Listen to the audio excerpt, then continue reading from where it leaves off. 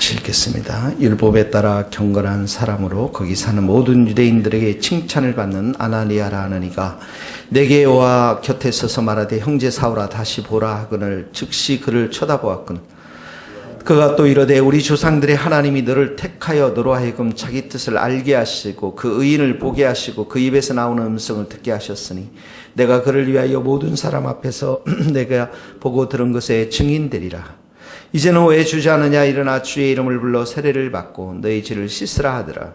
후에 내가 예루살렘으로 돌아와서 성전에서 기도할 때 황홀한 중에 봄에 주께서 내게 말씀하시되 속히 예루살렘에서 나가라. 그들은 내가 내게 대하여 증언하는 말을 듣지 아니하리라 하시거늘 내가 말하기를 주님 내가 주를 믿는 사람들을 다두고 또 회당에서 때리고 또 주의 증인 스데반이 피를 흘릴 때 내가 곁에 서서 찬성하고 그 죽이는 사람들의 옷을 지킨 줄 그들도 아나이다. 나더러 또 이르시되 떠나가라 내가 너를 멀리 이방인에게로 보내리라 하셨느니라. 아멘. 지금 예루살렘에서 이제 바울이 백성들에게 말씀을 증거하는 장면입니다. 12절에서 16절 말씀. 하나님은 사람을 통해서 바울을 세워나가신다. 하나님은 사람을 통해서 이 바울을 세워나가는 장면이 나옵니다. 이 아나니아라고 하는 12절의 아나니아라고 하는 사람을 통해서 이제 13절은 치유에 대한 말씀입니다. 치유. 다시 보라. 즉시 그를 쳐다보았노라. 눈을 뜰 수 있었다라는 것이죠. 영광의 빛이 그 가운데 임했을 때 그가 눈이 멀었습니다. 앞을 보지 못하고 사람들이 끌려서 다메섹으로 들어왔습니다. 그런데 하나님께서는 아나니아를 통해서 이제 기도함으로 인해서 그 눈에 보이는 것들을 보이지 않는 것을 보게 하는 치유의 역사를 주십니다. 14절에서부터 15절 말씀은 사명에 대한 사명에 대해서 다시 한번 확인해 주십니다. 14절에 보니까 하나님이 너를 택하여 하나님이 택했고 하나님의 뜻을 알게 했고 의인을 보게 하셨다. 의인이라는 예수님을 말합니다.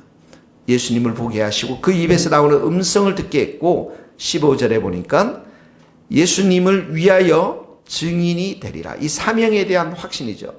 이 바울이 다메섹 도상에 가면서 다 이야기 들었던 것들을 또 아나니아를 통해서 사람을 통해서 그 사명을 확인시켜 주십니다. 그리고 16절은 세례에 대해서 말하고 있는 겁니다. 세례가 무엇입니까? 죄인인 내가 예수님과 함께 연합해서 예수님의 죽으심과 함께 연합해서 세상에 대해서 죽고 죄에 대해서 죽고 죄인인 내가 예수님의 죽으심과 함께 연합해서 죄에 대해서 죽고 세상에 대해서 죽고 새로운 생명 가운데 새로운 생명이 되었음을 선포하는 것이죠. 영적 신분의 변화를 선포하는 것이죠. 새로운 생명에 되었음을 선포하는 것, 영적 신분을 변화를 선포하는 것.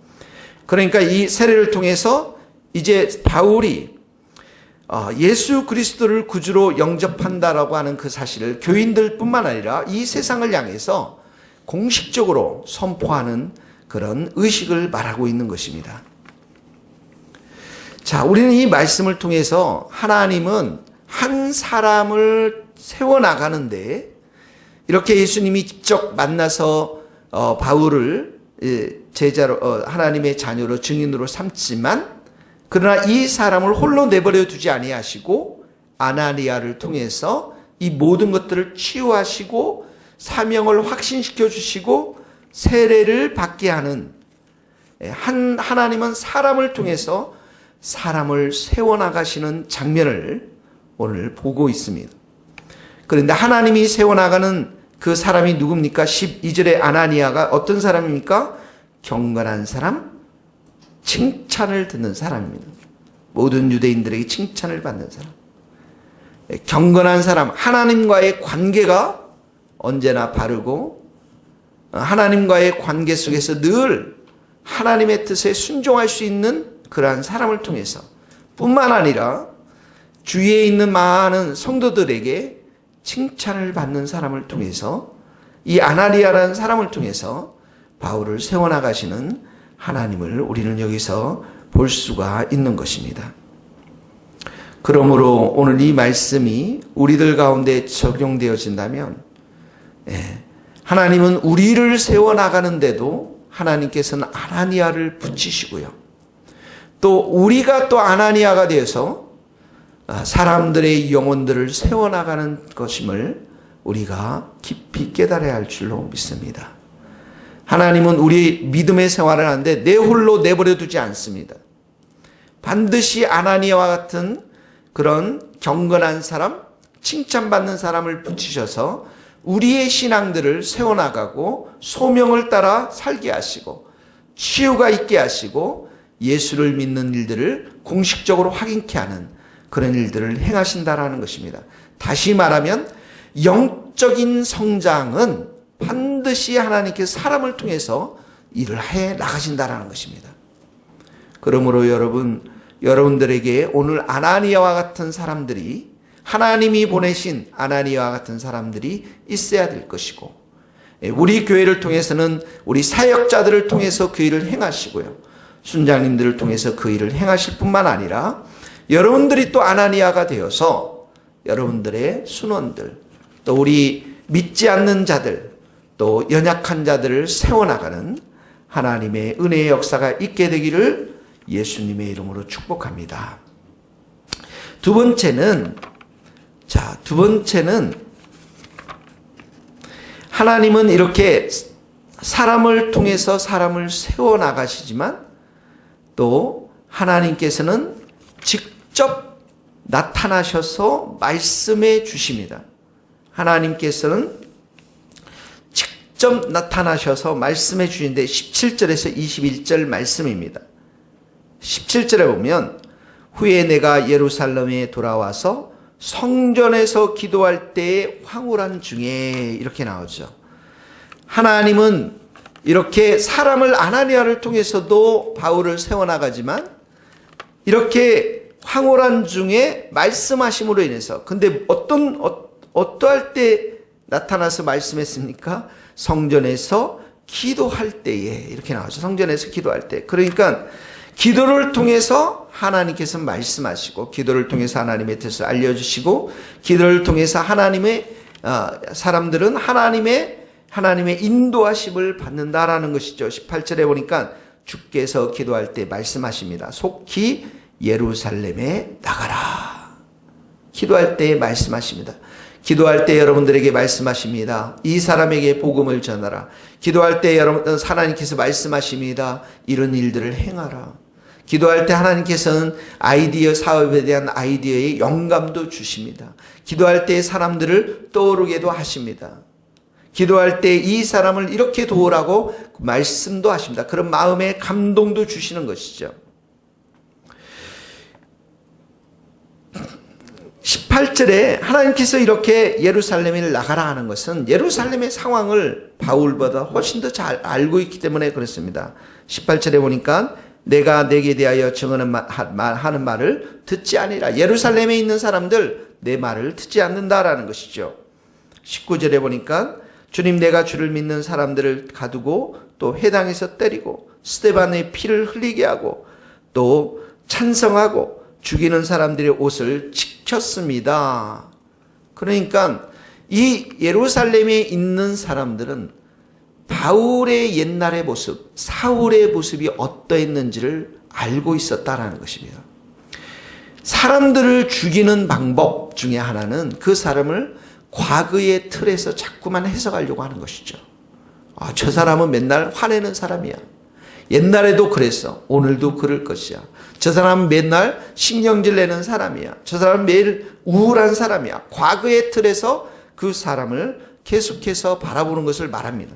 이게 바로 지금 예루살렘에 있는 사람들, 넌 크리스찬들의 모습. 이제는 예수 안에서 새롭게 변화된 바울을 보는 것이 아니라 예전의 사울의 모습을 계속해서 보게 되는 것이죠. 그러니까 이 바울이 가지고 있는 예수 그리스도에 대한 보배를 그들이 받지 못하는 것입니다. 그것을 누가 잘 알고 있습니까? 하나님께서 잘 알고 계신다라는 것이죠. 그러니까 18절에 주께서 말씀하시되 속히 예루살렘을 나가라. 21절에 나더러 또 이르세 떠나가라. 내가 너를 멀리 이방인에게로 보내리라. 그러니까 하나님의 뜻은 예루살렘을 모든 것을 잘 아시고 이 바울이 예루살렘을 떠나는 것이었다라는 것이죠.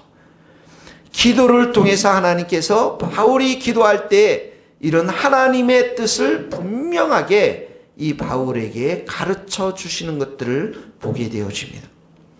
그러므로 두 번째 적용의 말씀은 여러분들이 매일의 삶 가운데 기도하고 내 여러 가지 상황들을 아뢰고 의지하고 기도하지만 또한 하나님의 음성을 듣고 지금 무엇을 내게 원하시는가를 듣고 인도함 받으며 나아가는 삶이 우리 성도들의 삶이라는 것입니다. 하나님의 일하시는 방식은 크게 이렇게 두 가지입니다. 첫 번째, 사람을 통해서 세워나가시고 아나니와 같은 경건한 사람, 사람들에게 칭찬받는 사람을 통해서 일해 나가시고 바울을 축복하고 그 바울을 세워나가시고 그 바울을 치유하고 사명의 확신을 주시고 세례받게 하고 뿐만 아니라 하나님은 기도하는 바울을 통해서 직접적으로 말씀하시고 인도해 가시는 하나님이신 것을 우리가 배울 수가 있는 것입니다. 오늘 이 말씀을 통해서 하나님께서 우리에게 아나니아와 같은 사람들을 보내주시고 또 우리도 아나니아와 같은 사람에 대해서 연약한 사람들을 돕는 또 우리의 매일의 삶 가운데 기도의 삶을 통해서 주의 음성을 듣고 순종하면서 하나님의 뜻에 따라 인도함을 받는 그래서 승리하는 우리 모든 성도들 될 수 있기를 예수님의 이름으로 축복합니다. 기도하시겠습니다.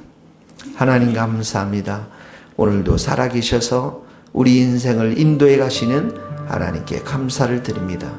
아나니아와 같은 사람들을 보내주셔서 하나님께서 우리를 치유케 하시고 하나님 우리로 하여금 사명을 다시 한번 확신시켜 주시고 하나님 또한 치유와 회복의 역사 또 세례의 역사로 함께하여 주시는 일을 감사합니다.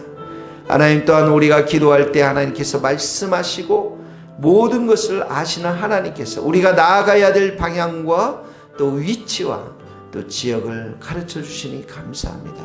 늘 기도함으로 하나님 앞에 엎드려 하나님의 음성을 듣고 겸손하게 순종하는 우리 모든 성도들이 되게 축복하여 주시옵소서.